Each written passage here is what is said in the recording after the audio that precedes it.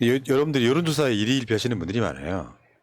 근데 이번 주 여론조사 NBS는 원래 2주에 한 번씩 하는 그 4개 여론조사 기관 두 팀씩 하는 여론조사에 이제 원래 잘 안 좋게 나오는 거고, 그럴 때는 진보 보수를 숫자를 보시면 좀 도움이 될 것 같고요. 한국갤럽, 오늘 나온 한국갤럽 윤석열 지지율 긍정 36, 부정 57, 무려 21% 차이 납니다. 끝. 자, 그리고 여기도 보면 한국갤럽의 이념 성향이 보수가 325명, 진보가 259명이니까 결국에는 여론조사가 왔을 때 누가 더 먼저 그 연령대와 지역과 성별을 잡느냐, 이 차원인 거지. 뭐 윤석열 지지율이 1% 올랐다고 실망하지 마시라는 거예요. 민심은 살아있다. 다만 저런 전화 면접 여론조사는 선거 여론과는 상관없다. 그러니까 정치 저관여층들이 이미지만 갖고 여기에 응답하는 경우가 많아서 선거랑은 상관없다. 선거랑 상관이 있는 여론조사를 보여드리겠어요. 오늘은 미디어 토마토로 소개를 해드리겠습니다. 미디어 토마토의 윤석열 지지율이 긍정 31.7, 부정 66.0 나왔어요. 야, 저거는 정말로 더블 스코어가 넘네요.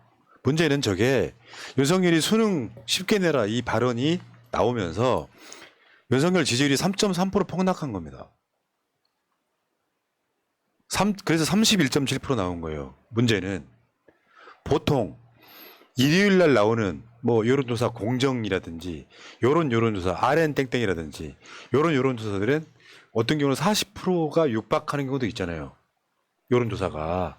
근데 이 미디어 토마토, 그러니까 뉴스 토마토 의뢰로 하는 미디어 토마토 여론조사는 똑같이 자동응답이에요. 근데 31.7%, 부정은 66% 나왔습니다. 물론 여기도 보면은 그러니까 민주당 쪽으로 조금 튀었겠죠. 당연히. 근데 이런 여론조사도 있다는 거예요. 언론이 포탈을 볼 때 윤석열 지지율 1%뭐 그렇게 쓰진 않았지만 폭등 이렇게 그런 뉘앙스로 쓰잖아요. 세상에 0.1% 올랐는데 윤석열 지지율 상승이라고 쓰는 건 기자는 진짜 완전 기레기인 거예요. 아무 의미 없는데 그게. 결국 윤석열 지지율은 3.3% 떨어져 31.7%, 자동응답이라는 게 굉장히 심각한 거죠. 그래프로 좀 보실까요? 다음.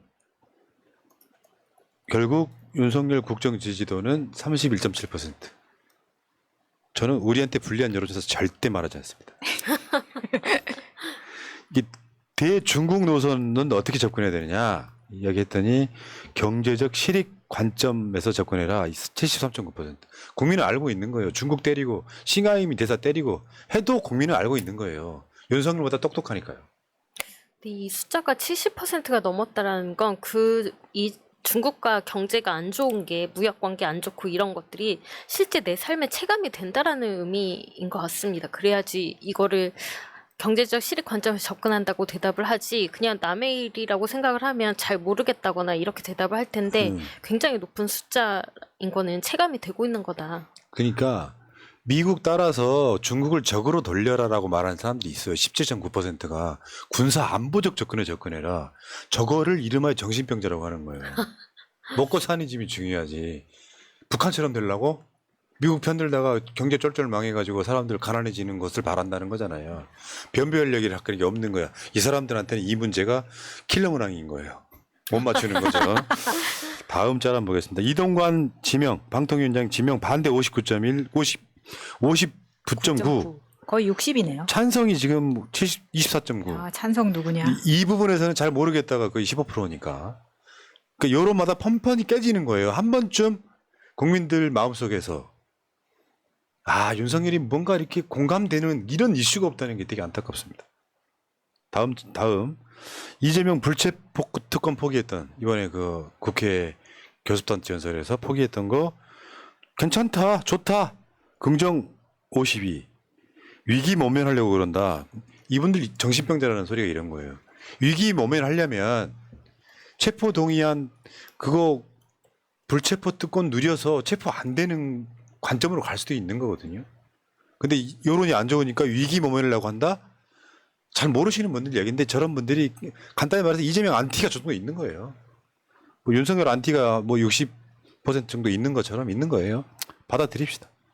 그리고 이 여론조사에서 정당 지지율 한번 볼까요? 민주 49.8, 국민의힘 31.5. 거의 20% 정도의 음. 차이가 나네요. 그러니까 갤럽에서는 국민의힘이 민주당을 앞서긴 했는데 다시 말씀드려요. 까먹으셨을까봐. 정치 저관여층들이 민주당에 무슨 문제가 있다라고 하면 지지율을 빼는데 희한하게 이번 갤럽 여론조사는 국민의힘이 민주당보다 월등히 숫자가 많잖아요. 그런 걸 튀었다고 하는 겁니다. 그러니까 이번에 MBS 가지고도 말이 많은데 우리가 방송 초반에 김현정에 대해서 좀 그 프로그램에 대해서 비판을 했던 이유가 지금 정당 지지도 추이를 보시면은 민주당은 계속해서 올라가고 있는 상황입니다. 49.8까지 찍었으면 거의 50% 나온다는 이야기인데 그 오늘따라 이전에 그 계속해서 민주당이 국민의힘보다 높은 정당 지지율을 나왔음에도 불구하고 별로 언급이 없던 그 프로그램에서 MBS를 가지고 민주당이 지금까지 그 조사 기관이 조사를 했던 이래 가장 낮은 민주당 지지율이 나왔다면서 난리를 치는 거예요. 그게 악의적이라는 거지. 그러니까 민주당이 좋을 때는 찍소리 안 하고 있다가 안 좋게 나왔을 때는 그걸로 제가 민주당이나 이재명 대표 등에 대해서 불리한 여론조사를 소개 안 하는 이유가 뭐냐면 추세가 될까 봐 그러는 거야. 우리가 받아들이는 거야. 근데 미디어 토마토 여론조사도 과학에 기반한 거잖아요. 여론조사라는 사회과학에 기반한 걸. 소개해드리는 거예요. 자, 민주당이 어쨌건 50% 육박하는 사실상 50%네요. 심리적 50%. 그리고 국민의힘은 심리적 30%네요. 이렇게 해석할 수 있고요. 모닝 컨설트로 한번 가볼까요? 이번 주 모닝 컨설트는 윤석열 긍정 22, 부정 70. 뭐 야. 해도 안 된다니까요. 네. 그런데 참 놀라운 거는 체코 총리가 꼴등을 다시 차지했습니다. 어쩔 수 없이 윤석열이 뒤에서 두 번째가 됐네요. 축하해. 윤석열을 이기기 쉽지 않은데 좀 체코도 만만치 않은 것 같습니다. 야, 마크롱 26%짜리가 만나가지고 윤석열한테 뭐 북핵 공주하겠다고 했구나. 니들 다 합쳐봐야 채널 구독자도 안 되잖아. 그리고 그 기시다 총리의 그 모닝 컨설트 결과가 지난주에 비해서 확 떨어졌어요. 그래서 바로 지금 윤석열 위로 올라왔습니다. 그러니까 윤석열 약발이 좀 떨어졌다. 보시는 게 맞는 것 같고 그 일본 국내에서 지금 후쿠시마 5 핵 폐수에 대한 여론이 나빠지면서 다시 주저앉고 있는 것 같습니다. 자, 그 다음에 이거 보셨죠? 여론조사 꽃이 여론조사한 거. 이동관 방통위원장 임명 반대. 국민 70%. 대체적으로 국민들 윤석열 싫어하는 사람들은 대부분 다 이동관도 임명을 반대하고 있는데 이동관한테는 구체적인 임명 반대할 만한 명분이 있잖아요. 학폭도 있겠지만 언론 탄압에 쓰이기 위해서 올드보이 데리고 오는 거거든요. 자, 저게 위에 있는 게 자동응답, 아래에 있는 게 전화 면접인데 지금 전화 면접 같은 경우는 70%가 반대하는 거고요. 자동응답은 63.1%. 임명하면 또 지지율 빠지겠죠. 그러니까 다시 윤석열한테 돌아가지 못하는 다리를 끊어버리고 있는 거예요. 윤석열이 하는 짓이. 다음을 한번 보겠습니다. 정편 기자들도 75% 반대한다는 것도 최근에 나왔었죠. 정편 기자들도. 전체적으로 보면 기자들 80%가 이동관이 방통위원장이 되면 안 돼. 이유는 언론 탄압한 사람이기 때문에 이렇게. 자, 어제 보니까요. 야사당 국회의원들 나와서 기자회견 하더라고요.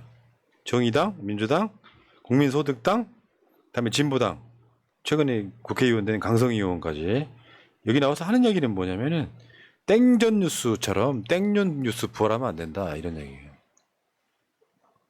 정말 70년대로 다시 돌아갔다는 게 이런 기자회견에서도 느껴지는 거죠. 윤석열 대통령은 이순자 여사는 뭐 김건희 여사는 그런 날 오지 않았을 수도 있어요. KBS가 왜 동네 바보형이 된 줄 아세요? 민주당이나 국민의힘 양쪽에 안 휘둘리려고 예민한 이슈나 예민한 뉴스는 안 해버립니다. 가서 볼 게 없어지는 거예요. 기계적 균형만 주구장창. 그러니까 등치는 MBC보다 3배는 큰데 바보처럼 지금 저러고 있죠. 지금 한국 기자협회에 보면 이런 게 있어요. 수신료 분리징수 행동대장 김효재를 탄핵하라 이런 얘기 있어요. KBS를 약화시키기 위해서 저도 분리징수에는 한때는 찬성했던 사람이지만 윤석열이 써먹는 건 다른 문제예요. KBS 장악하기 위해서 분리징수라는 그것도 고시해야 되는 날짜가 법으로 정해져 있는데 40일짜리를 10일로 당겨가지고 이렇게 되면 이제 결국에는 KBS가 영향을 받을 수밖에 없을 거고 KBS 좋은 프로그램 다 사라진다 이렇게 보시면 되죠. 여기까지 하겠습니다. 이야기 여기까지.